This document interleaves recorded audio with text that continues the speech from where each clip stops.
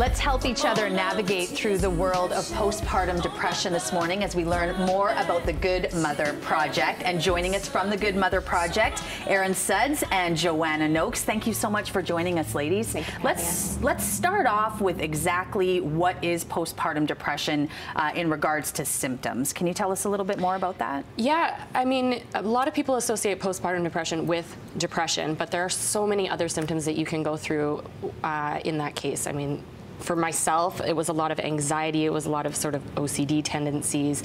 A lot of other moms will experience rage or anger, feelings of isolation, loneliness. I'm not sure what it was for you. Yeah, how about you, I had a lot of physical manifestations, so I felt really dizzy. I felt like electricity was coursing through my veins.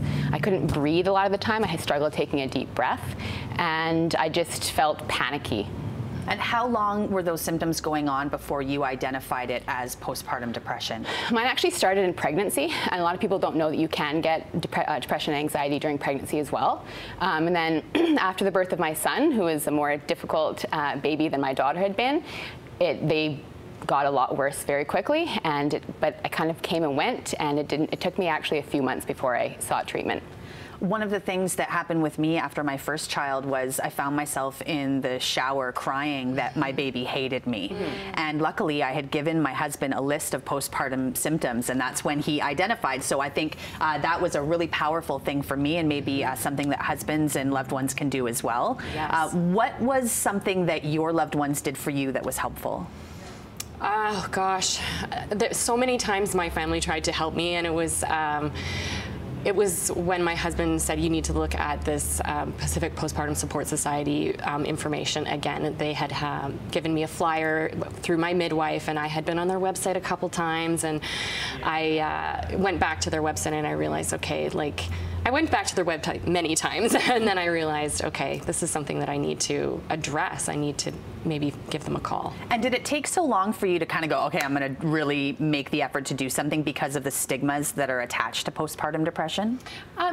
Sometimes it was the stigma, and a lot of times it was just not the realization that that's actually what was happening to me. It's not me. Yeah, a lot of the media that you see when it's postpartum depression is sensationalized. It looks like, you know, you want to hurt your baby, you want to hurt yourself. And for me, I didn't want to do either of those things.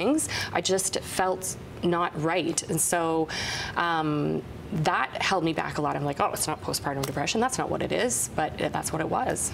And how about for you, Joanna? Did you have that same sort of journey, or was it different for you? Yeah, mine was a bit different, but it was really, my mom was one that recognized me that it wasn't right, and she's one that encouraged me to seek help. And so when I went and saw the doctor, she referred me to a couple of programs, and one of the things that she recommended that I do was also to call the Pacific Postpartum Support Society, which was really beneficial. What happened when you called the postpartum? Well, as soon as I called, it was like a weight had been lifted off my shoulders. They just, the support worker was so calming and supportive, and you just make you feel immediately that you're not alone, and also that it's not your fault. And those two things were really important for me to hear.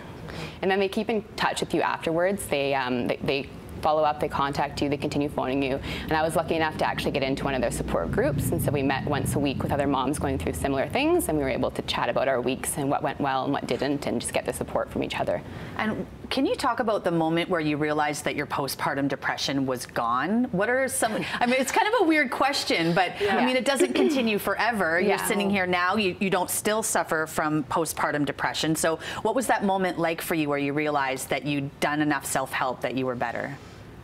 It was a gradual thing for me, really. It was not one particular moment, but sort of, you know, every few months I would do something different and be like, oh yeah, and that feels a little bit more like myself. Is that when the Good Mother Project kind of sparked up?